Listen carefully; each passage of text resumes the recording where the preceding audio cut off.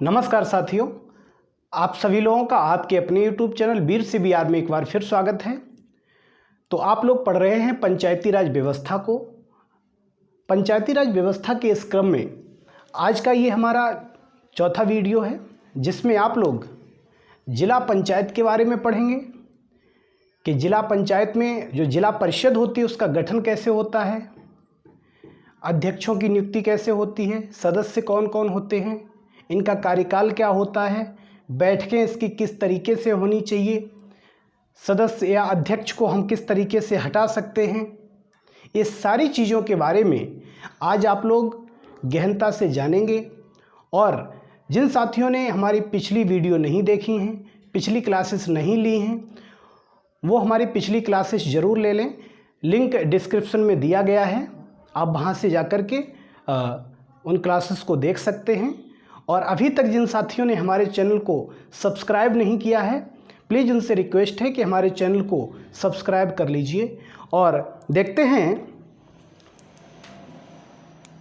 ये जो जिला पंचायत है साथियों, जो पंचायती राज व्यवस्था है, पंचायती राज व्यवस्था, इस व्यवस्था में 3 प्रकार के पंचायतों की व्यवस्था की गई है। पहले प्रकार की जो पंचायत यानी जिला पंचायत,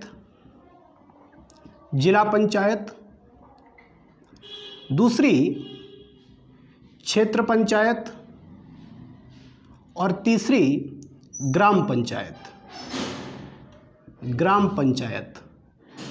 तो इस व्यवस्था के अंदर जो शीर्ष पर हमारी पंचायत है, शीर्ष स्तर पर जो पंचायती व्यवस्था है वो कौन सी है? जिला पंचायत है। जिला पंचायत अर्थात हम कह सकते हैं कि पंचायती राज व्यवस्था के शीर्ष पर या सबसे उच्च स्तर जो है वो है जिला पंचायत का। ठीक है, तो इसमें अध्यक्ष होते हैं, उपाध्यक्ष होते हैं और सदस्य लोग होते हैं। कौन होते हैं? सदस्य। यहाँ पर एक जिला परिषद का गठन किया जाता है, परिषद, जिला परिषद। ठीक, जिला परिषद। देखिए, जिला पंचायत कह लो चाहे जिला परिषद कह लो, एक ही बात होती है। ठीक है, तो जिला परिषद जो होती है उसमें एक अध्यक्ष होता है, एक उपाध्यक्ष होता है और सदस्य होते हैं। इन सदस्यों की संख्या अगर देखी जाए तो 50 से कम नहीं होने चाहिए। ठीक, और 75 से ज़्यादा नहीं होने चाहिए, और 50 से कम नहीं होने चाहिए। ठीक है, तो ये जो सदस्य होते हैं ये जनता के द्वारा निर्वाचित होते हैं, जनता के द्वारा चुने जाते हैं। किसके द्वारा?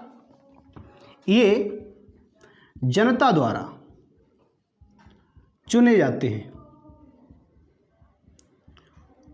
ठीक है, लेकिन जो अध्यक्ष और उपाध्यक्ष होते हैं इनका जो चुनाव होता है जनता द्वारा चुने गए जो जिला पंचायत के सदस्य होते हैं उन्हीं के द्वारा अध्यक्ष और उपाध्यक्ष का चुनाव किया जाता है। ठीक है, अर्थात अध्यक्ष और उपाध्यक्ष के चुनाव में जनता सीधे भाग नहीं लेती है।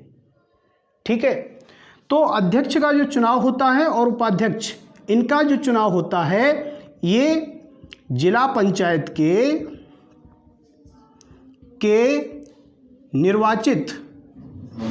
निर्वाचित सदस्य होते हैं, सदस्यों के द्वारा चुने जाते हैं। ठीक है, और जब अध्यक्ष और उपाध्यक्ष का जब चुनाव होता है उस समय अगर कोई भी सीट, सदस्य की कोई सीट यदि रिक्त है तो उस रिक्तता के आधार पर इस चुनाव को टाला नहीं जा सकता है। ऐसा नहीं है कि कोई सीट रिक्त है और उसके आधार पर यह कह दिया जाए कि अभी चुनाव नहीं हो पाएंगे अध्यक्ष और उपाध्यक्ष के। ऐसा बिल्कुल नहीं है। कोई भी सीट यदि रिक्त है तो भी अध्यक्ष और उपाध्यक्ष का चुनाव होगा और इस चुनाव को उस रिक्तता के आधार पर कहीं पर भी इसको कह सकते हैं, इसको अवैध नहीं कहा जा सकता है। ठीक है, तो यहाँ पर जो सदस्य होते हैं ये जनता के द्वारा चुने जाते हैं। इसके अलावा और भी सदस्य होते हैं, जैसे क्षेत्र पंचायत के यानी क्षेत्र जो समिति होती है, क्षेत्र समिति के अध्यक्ष जो भी होते हैं वो इस परिषद के सदस्य होते हैं।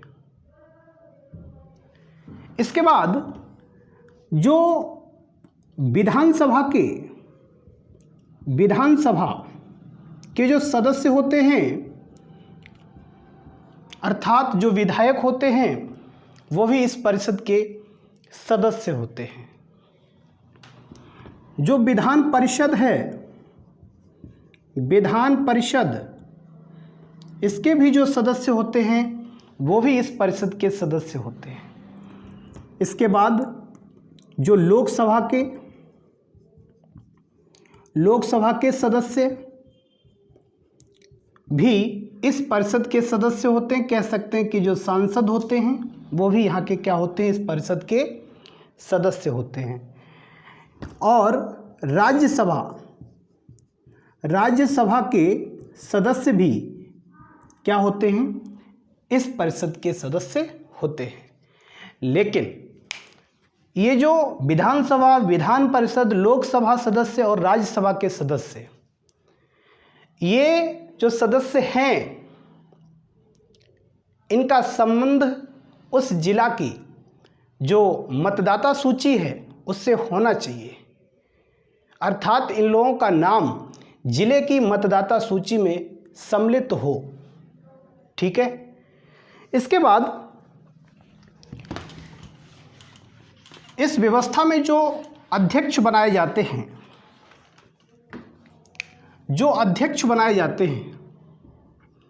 मुख्य रूप से जो अध्यक्ष के कार्य होते हैं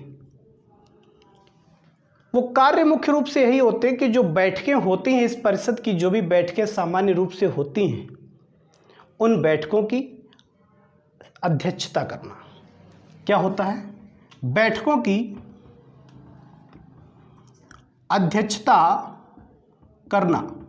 ठीक है, इसके बाद ये जो भी वहाँ के कोई कर्मचारी आदि होते हैं, अन्य सदस्य होते हैं, अन्य कर्मचारी होते हैं, उन पर कहीं न कहीं ये नियंत्रण रखते हैं और उनका एक तरीके से कह सकते हैं कि पर्यवेक्षण का काम करते हैं। अधिकारी, कर्मचारी आदि पर नियंत्रण करना, पर्यवेक्षण करना आदि इनका ये कार्य होता है। इसके बाद कहीं न कहीं जो भी जब भी प्राकृतिक आपदा आदि के समय, कोई आकस्मिक आपदा आदि के समय इनको ये शक्ति दी जाती है कि ये 1 लाख रुपया तक पीड़ित व्यक्तियों को सहायता दे सकते हैं। प्राकृतिक आपदा आदि से प्रभावित लोगों को 1 लाख रुपए तक की आर्थिक सहायता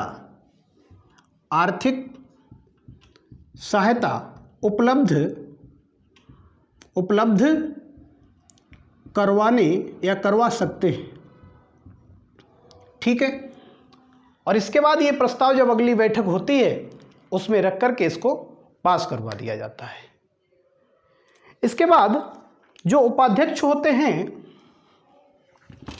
उपाध्यक्ष का जो मुख्य रूप से कार्य होता है वो यही होता है कि जब भी अध्यक्ष अनुपस्थित हो या अध्यक्ष का पद रिक्त हो, उस समय उपाध्यक्ष अध्यक्ष की हैसियत से वो सारे काम करेंगे जो अध्यक्ष के लिए करने के लिए होते हैं। ठीक है। इसके बाद जो आरक्षण की बात है, इसमें अगर आरक्षण की बात करें तो जिला पंचायत में SC, ST, OBC और महिलाओं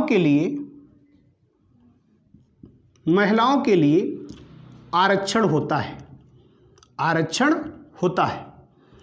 इसमें जो महिलाओं के लिए आरक्षण है वो 1/3 भाग होता है। ठीक है।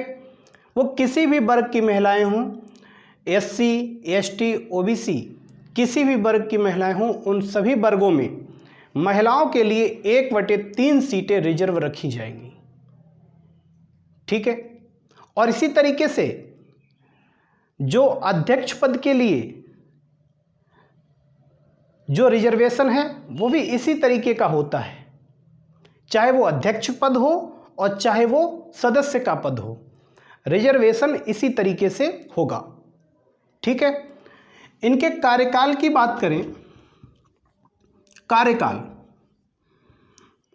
प्यारे साथियों, जो कार्यकाल होता है सामान्यतः इनका कार्यकाल प्रथम बैठक से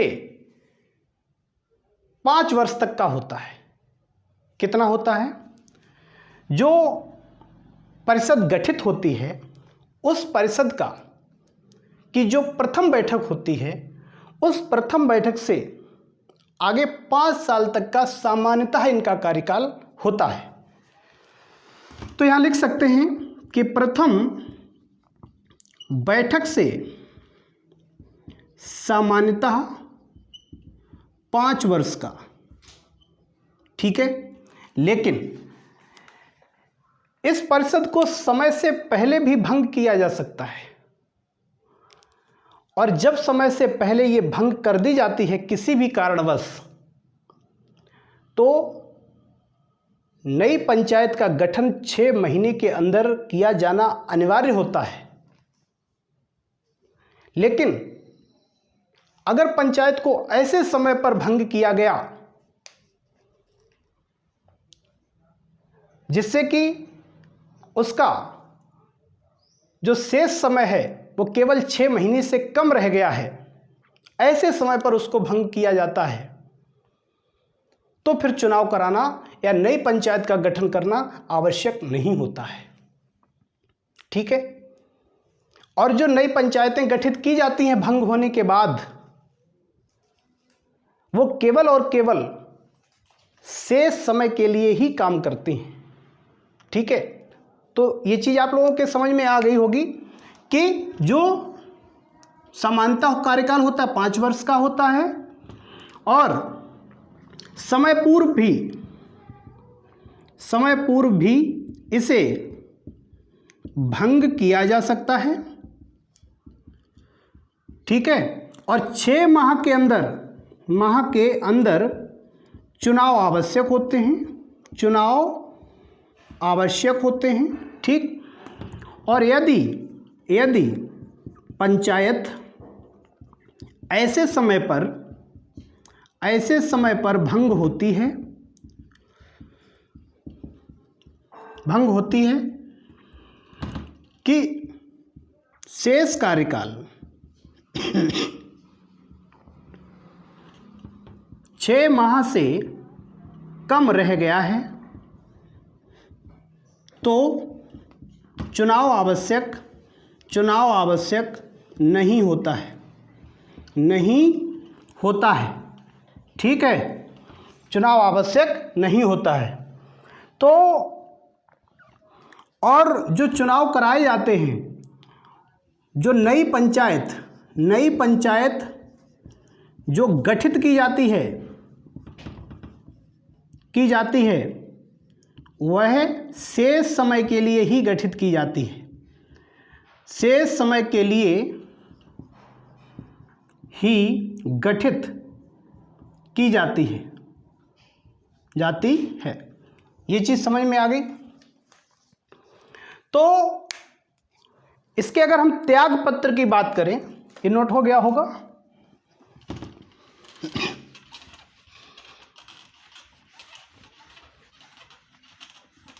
अगर हम अध्यक्षों, उपाध्यक्षों, त्याग पत्र, जो अध्यक्ष, उपाध्यक्ष और सदस्य होते हैं, जो अध्यक्ष, उपाध्यक्ष और जो सदस्य होते हैं,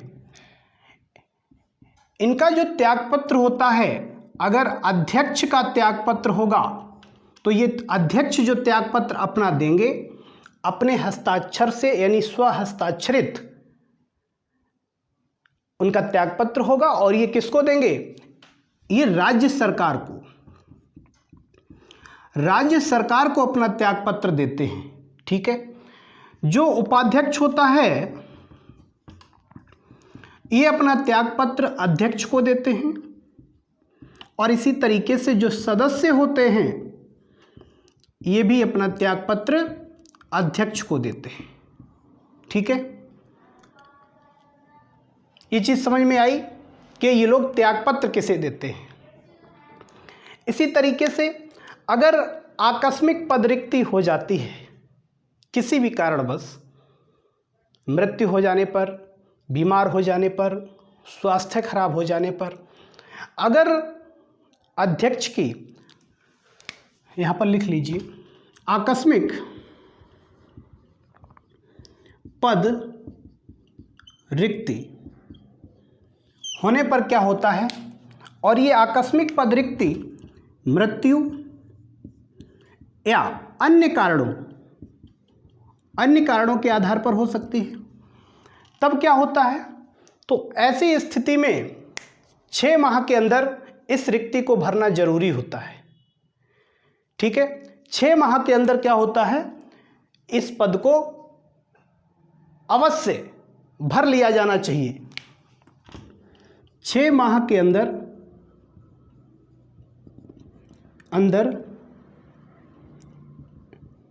इस रिक्ति को भर लिया जाए। ठीक है। लेकिन ये भी जो कार्य करेंगे वो शेष अवधि के लिए ही करेंगे। ठीक है। इसके बाद जो जिला परिषद के कार्य होते हैं, ये नोट हो गया होगा। अगर हम अध्यक्ष, उपाध्यक्ष, या हम सीधे ये लिख सकते हैं कि सदस्य, यहाँ पर सीधे तौर पर ये लिख दीजिए कि सदस्य, ठीक, चुने जाने हेतु जो अयोग्यताएं होती हैं, हम यहाँ पर आपको अयोग्यताएं बताएंगे कि किन आधार पर कोई भी व्यक्ति जिला पंचायत सदस्य बनने के लिए अयोग्य होता है। ठीक है। तो पहली मुख्य रूप से अगर अयोग्यता देखें तो मुख्य रूप से अयोग्यता पहली है कि यदि वो व्यक्ति विधानमंडल का यदि सदस्य बनने लायक नहीं है तो सीधी सी बात है कि वह व्यक्ति जिला पंचायत का भी सदस्य नहीं बनेगा। अर्थात जो विधानमंडल सदस्य बनने के लिए जो योग्यताएं फॉलो होती हैं वही योग्यताएं इसके लिए भी चाहिए। तो यहाँ कह सकते हैं यदि व्यक्ति विधानमंडल का सदस्य बनने योग्य नहीं है, ठीक है। लेकिन विधानमंडल में क्या होता है कि जो आयु है यानी 25 वर्ष होनी चाहिए वहाँ सदस्य बनने के लिए, लेकिन इसमें अगर देखें तो इसमें जो न्यूनतम आयु है, यहाँ जो न्यूनतम आयु चाहिए है वो 21 वर्ष होनी चाहिए। ठीक, इसको अलग से नोट कर लीजिए। और व्यक्ति दिवालिया ना हो, पागल ना हो, ठीक है, किसी लाभ के पद पर ना हो, लाभ के पद पर ना हो, दिवालिया ना हो, दिवालिया ना हो, ठीक, और कोई भी अपराध ऐसा ना किया हो जिसके लिए उसको सजा मिली हो। मतलब किसी भी अपराध के लिए, किसी भी अपराध के लिए दोष सिद्ध ना किया गया हो, दोष सिद्ध न किया गया हो। और इसी तरीके से जो आवश्यक वस्तु अधिनियम 1955 के तहत वो व्यक्ति दोषी न ठहराया गया हो, अर्थात उसको 3 माह से अधिक की सजा ना हुई हो। ठीक है, आवश्यक वस्तु अधिनियम 1955 के तहत 3 माह से अधिक की सजा न हुई हो, या हम लिख सकते हैं सजा 3 माह से अधिक की सजा हुई हो। मतलब अयोग्यता देख रहे हैं ना, तो अयोग्य तभी होगा जब उसको 3 माह से अधिक की सजा हो गई होगी, तभी वो अयोग्य होगा। ठीक है, इसी तरीके से जो एसेंशियल सप्लाईज 1946 का जो एक्ट है, एसेंशियल सप्लाईज एक्ट 1946 और एक है यूपी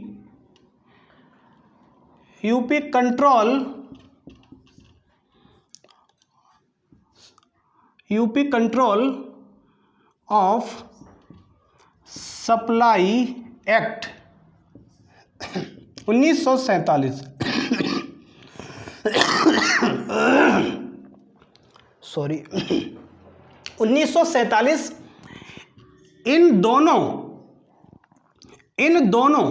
एक्ट के तहत, या हम कह सकते हैं चाहे इसके तहत चाहे इसके तहत, यदि उसको 6 माह से अधिक का कारावास हुआ है तो फिर वो इसके सदस्य बनने लायक नहीं होगा। ठीक है, इसी तरीके से जो आबकारी अधिनियम है 1910 का, उसके तहत भी ये कहा गया है कि अगर व्यक्ति को 3 माह से अधिक की सजा हो जाती है तो इसका सदस्य नहीं बन पाएगा। आबकारी अधिनियम 1910 के तहत यदि 3 माह से ज़्यादा की सजा हो जाती है तो भी क्या होगा कि वो सदस्य नहीं बन पाएगा। ठीक, इसी तरीके से जो स्वापक औषधि और मन प्रभावी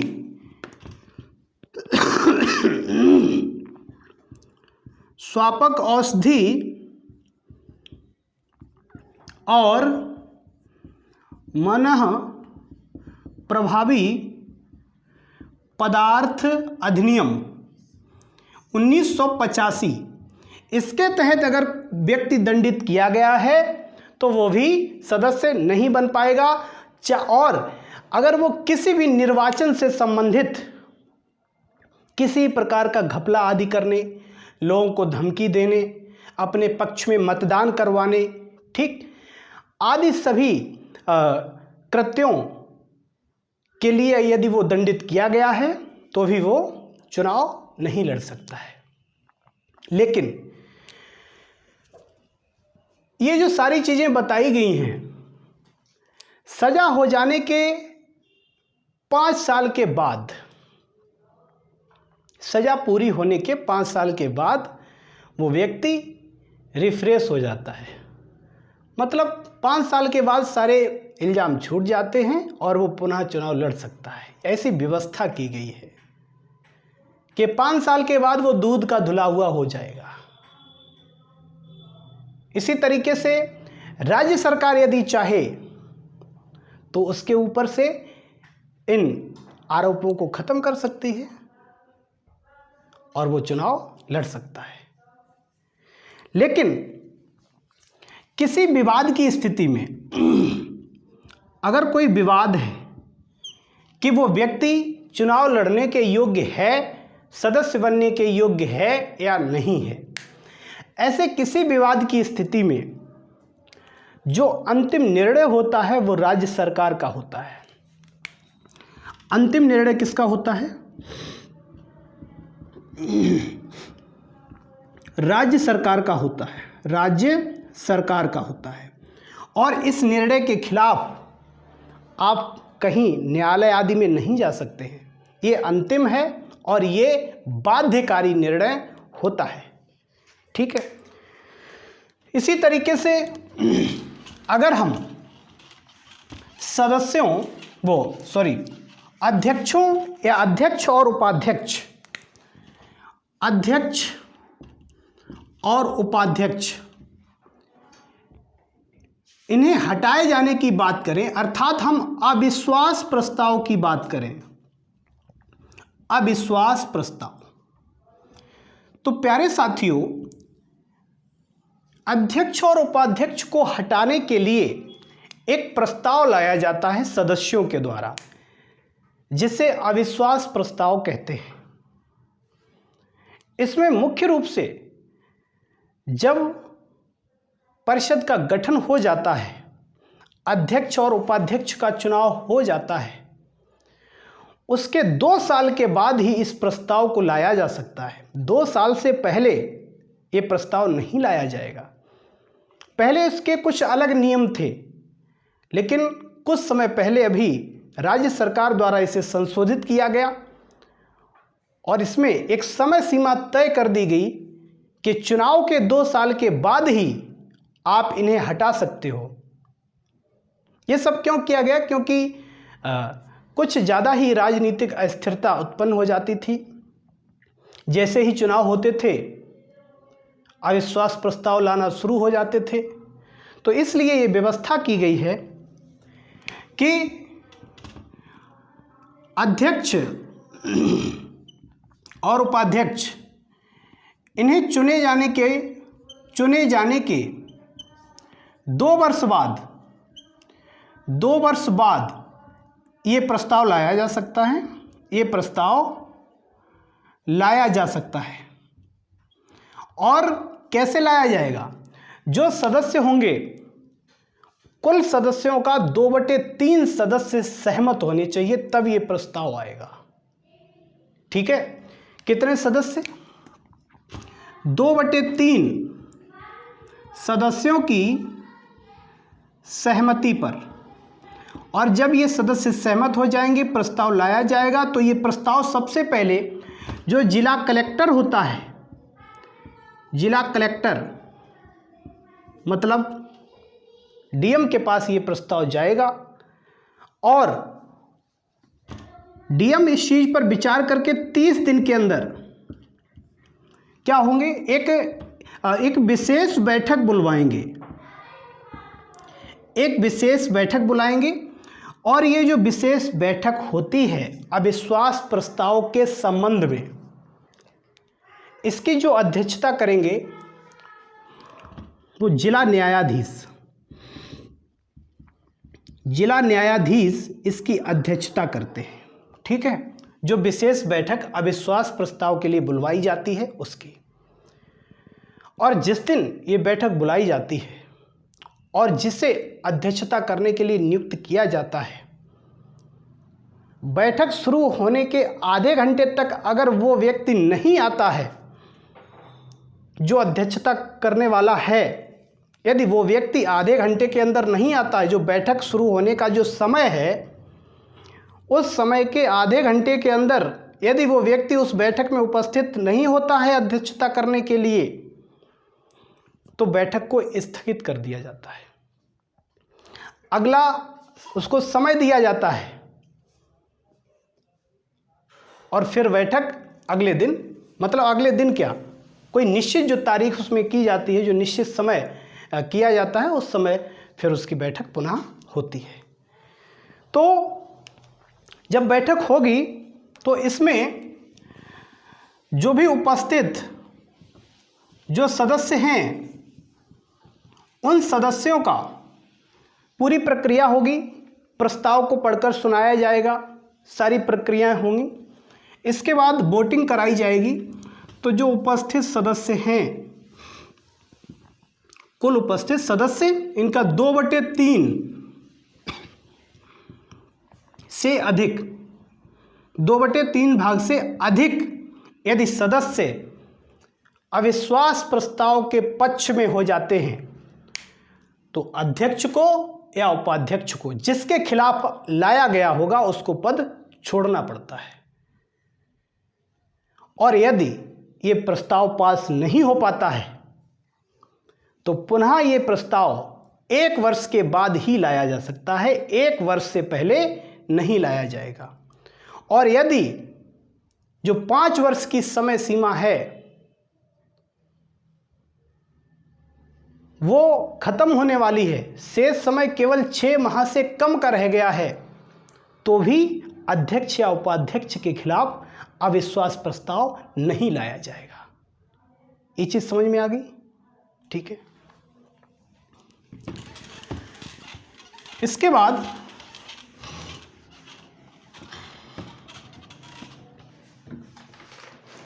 तो ये पूरा अविश्वास प्रस्ताव के बारे में आपको पूरी चीज़ समझ में आ गई है।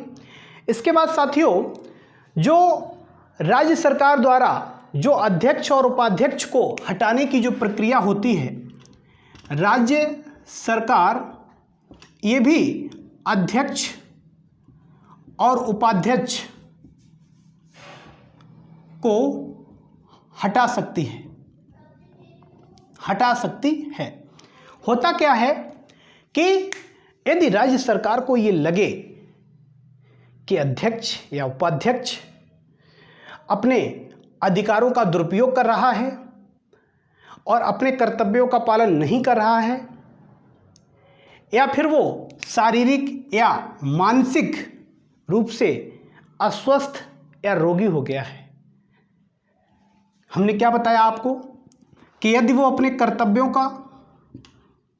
का पालन न कर रहा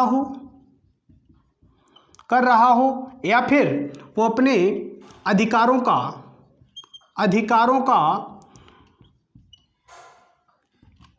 का दुरुपयोग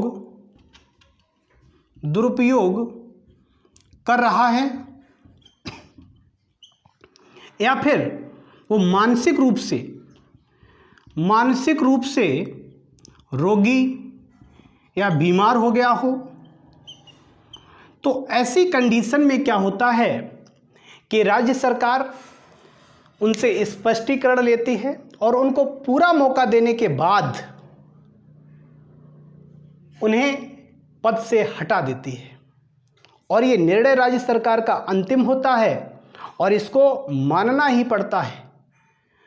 और यदि ऐसी प्रक्रिया राज्य सरकार द्वारा की गई है और जिस व्यक्ति के खिलाफ ये प्रक्रिया हुई है वो व्यक्ति अगले 3 साल तक पुनः अध्यक्ष या उपाध्यक्ष के पद पर नियुक्त नहीं हो सकता है। तो ये कुछ प्रक्रिया होती है राज्य सरकार के द्वारा हटाए जाने की। इसके बाद इसके जो अधिकारी और जो कर्मचारी होते हैं, जो अधिकारी और कर्मचारी जो होते हैं, इसमें जो भी अधिकारी कर्मचारी होते हैं ये सभी प्यारे साथियों लोक सेवक के अंतर्गत आते हैं। अंतर्गत, ठीक है। चाहे वो आपका अध्यक्ष हो, चाहे वो अध्यक्ष हो, चाहे उपाध्यक्ष हो और चाहे वो सदस्य हो या फिर वो कोई भी अधिकारी या कोई कर्मचारी हो, ये सभी सदस्य, सभी अधिकारी, सभी कर्मचारी, अध्यक्ष, उपाध्यक्ष, ये क्या होते हैं? लोक सेवक होते हैं, जो आईपीसी 1860 की जो धारा है, धारा 21, इसमें लोक सेवकों को परिभाषित किया गया है। तो इसके तहत सभी लोग लोक सेवक की श्रेणी में आते हैं। ठीक है, अगर हम इसकी बैठकों की बात करें, बैठकें, तो जो बैठकें होती हैं इसकी, बैठकें 2 माह में कम से कम एक बैठक होनी ही चाहिए, ये अनिवार्य है। इसकी जो बैठक होती है 2 माह में एक बैठक अनिवार्य है। लेकिन जब नई परिषद का गठन किया जाता है तो नई परिषद के गठन के 1 माह के अंदर पहली बैठक 100% होनी चाहिए। 1 माह से ऊपर का समय बिल्कुल नहीं लगना चाहिए। जो नई परिषद गठित होती है उसकी जो पहली बैठक होती है, वो पहली बैठक परिषद के गठन के 30 दिन के अंदर हो जानी चाहिए। ठीक, लिख लीजिए इस पॉइंट को कि नई परिषद के गठन के बाद पहली बैठक 30 दिन के अंदर होनी चाहिए। ठीक है, अगर हम इनके कार्य समितियों की बात करें, जो कार्य समितियां होती हैं, जो कार्य आदि को देखती हैं, इसमें प्रमुख रूप से अगर देखा जाए तो 6 समितियां होती हैं, 6 समितियां। ठीक, लेकिन ये जो समितियां होती हैं इनका कार्यकाल भी परिषद के कार्यकाल के साथ साथ चलता रहता है। अर्थात कह सकते हैं कि परिषद का जो कार्यकाल होता है 5 साल, वही कार्यकाल इन समितियों का भी होता है। इनका कार्यकाल क्या होता है? कार्यकाल भी 5 वर्ष इनका होता है। ठीक, लेकिन इन समितियों में जो सदस्य होते हैं, ये सदस्य, इनका कार्यकाल 5 वर्ष का नहीं होता है। ये प्रत्येक वर्ष 1/3 सदस्य बदलते रहते हैं। ठीक है, जो समितियों के जो सदस्य होते हैं वो 1/3 सदस्य प्रतिवर्ष बदलते रहते हैं। मतलब सभी लोगों को मौका मिलना चाहिए, इसलिए ये प्रक्रिया इसमें अपनाई गई है। ठीक है, तो क्लास साथियों अच्छी लग रही हो तो क्लास को लाइक करें, और अभी तक जिन साथियों ने हमारे चैनल को सब्सक्राइब नहीं किया है प्लीज़ सब्सक्राइब कर लीजिए हमारे चैनल को, और आपके सब्सक्राइब करने से हमारा भी हौसला बढ़ता है। और फिलहाल आज के लिए इतना ही रखेंगे, और कल फिर मिलेंगे एक बेहतरीन और नई क्लास के साथ। तब तक के लिए नमस्कार।